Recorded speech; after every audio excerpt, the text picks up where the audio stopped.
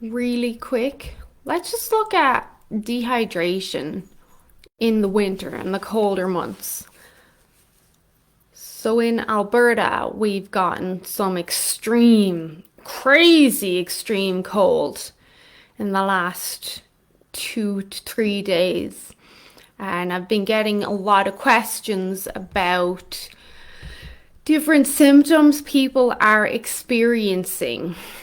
And most people wouldn't recognize their symptoms and connect the dots. And that's where I come in. And really, most of my job is helping people understand what's happening in their body and how it's working. And most people also don't associate dehydration with the winter. I know in Ireland we definitely don't, but winter in Ireland is very different than winter in Canada. You've at least still got the humidity in Ireland. But here with the extreme cold, dehydration is usually more common in the winter than it is in the summer, because in the summer we're naturally gravitating towards more fluids and even more fruits, which are very hydrating, or ice pops or ice creams, adding ice to our drinks. So dehydration, especially in Canada, especially in Alberta, is actually more prominent in the winter, but most people wouldn't consider this.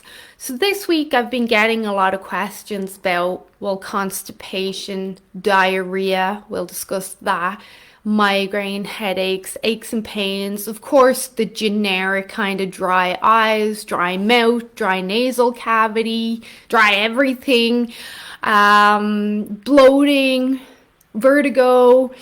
So when dehydration happens in the winter, which is super common, and I really implore you to keep this information in the forefront of your brain for the next couple of months, also known as half a year. Um, because, especially in Alberta, the dry air is already there, and then you add in the extreme cold. So now you have extreme dry air. Then you add in the heating or the fire on non-stop, which then warms and dries the air even more.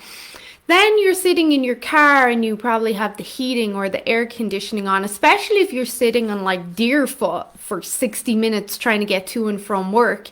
That's a lot of heating or dry air being circulated around the car there. And with dry air, it pulls moisture out of your skin. And I know a lot of people sleep with the heat on in their house like all night, which is bizarre to me. We don't do that in Ireland, but again, it's a lot more humid. But even here, I don't leave the heating on all night because the noise annoys me. But that heat, that dry air pulls a lot of moisture out of your skin, and not just your face, as I'm alluding to, your whole body, that pulls the moisture out. Then if you combine that maybe you're a mouth breather, and a lot of people are and they don't even realize it, you will lose up to 40% of your body's water through your mouth. This is really common, and this obviously makes sense to me, but hopefully it makes sense to you over the last like 3 days in Alberta with the snow and the extreme cold. Have you had the heating on a lot? Have you had the fire on? Have you had the air con or the heating in your car on all the time when you're out in the car? And then you're jumping out of the car, the air is super dry, you're running into, say, Sobeys or something else, and then they have air con and heating on as well. And it's just constant bombardment on your system in regards to drying you out. Pretty much like SpongeBob on the beach. It's drying you out. And when this happens, again, so common and so more prevalent in the winter months than summer. When this happens, you can get the constipation, of course. Many people will associate constipation with dehydration, but you'll also get diarrhea. How does that work? Dehydration, especially extreme dehydration, is a stress response. It's very stressful on the body. When the body gets very stressed, it'll get very inflamed and just everything will contract. It'll tense up like it's in survival mode. So the body will be more prone to flushing then.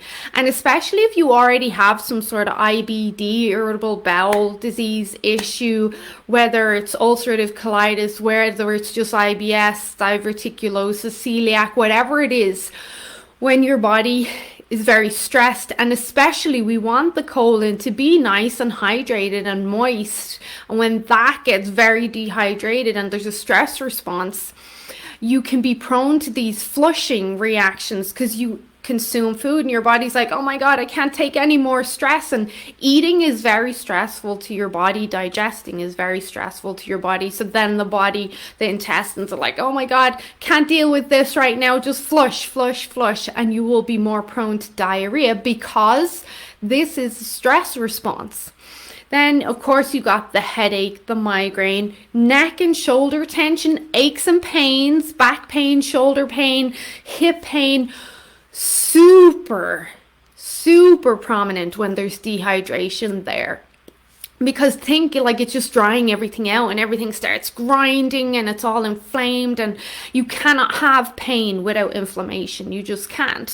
So if you have slip disc or bulging disc or anything in your spine, you're going to find that can be a lot more painful when you're very dehydrated.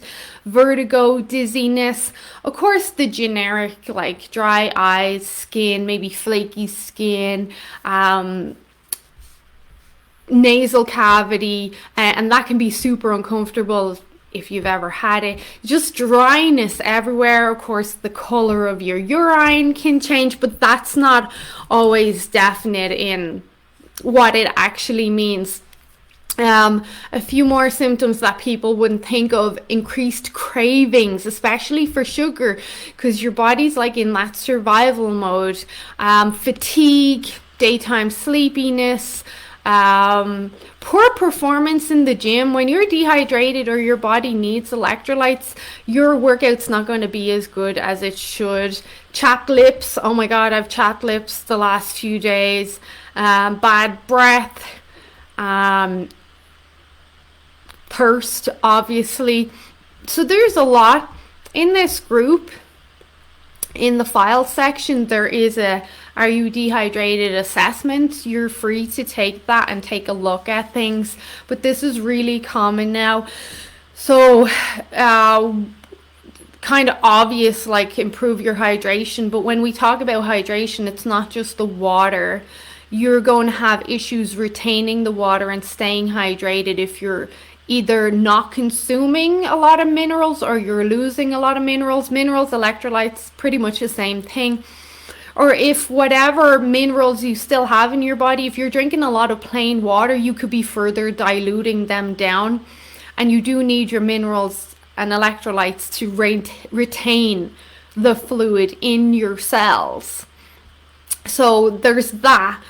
Also, like just adding lemon juice and sea salt to your water can be great. Fruit is a good option now, but keep it to seasonal fruits.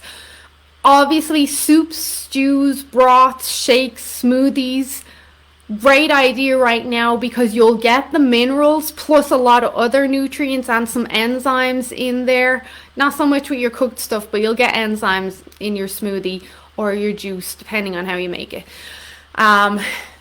Then we've got puddings as well, like chia and flax pudding. Great. You can make homemade gelatin. You can make gelatin gummies. So there's more than one way to skin a cat, as they say. There's multiple ways that you can hydrate. Some people will add salt to their coffee as well. So if that's your thing, then go for it. Coffee is a mild diuretic. It's very individual. Some people it doesn't affect at all. Some people it does. Teas are a great idea because teas, when they're coming from the herb or the tea leaf, they will have minerals in them and they'll also have some enzymes. There's a lot of ways that you can hydrate that's not just water. One of my absolute favorites, of course, is mineral water. San Pellegrino, Aquapana's great. Gerolsteiner, Evian, if you can find it in glass, that's great. But this is an important consideration for people because we're only at the start of it now. Got a long way to go, and you don't want to spend the next few months with aches and pains and headaches and constipation or diarrhea or sleep issues.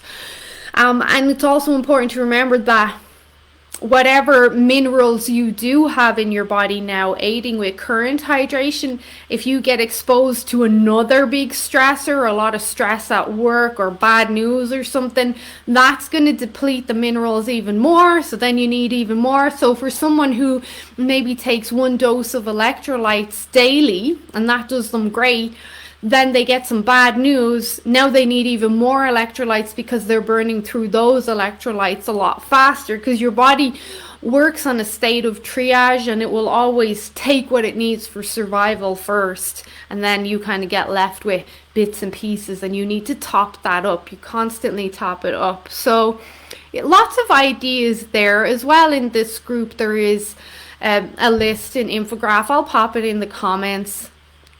23 hydrating foods. Try stick with seasonal fruits at this time of the year, but that means apples are still an option, kiwis, mandarins are an option, grapefruit if you can do grapefruit, berries are an option. If you were to do like potato, if you boiled it, it would still retain some water then. So I hope you found this helpful, something people don't consider. But have a good day, everyone. And if you have questions, you can just pop them in the comments. Bye bye.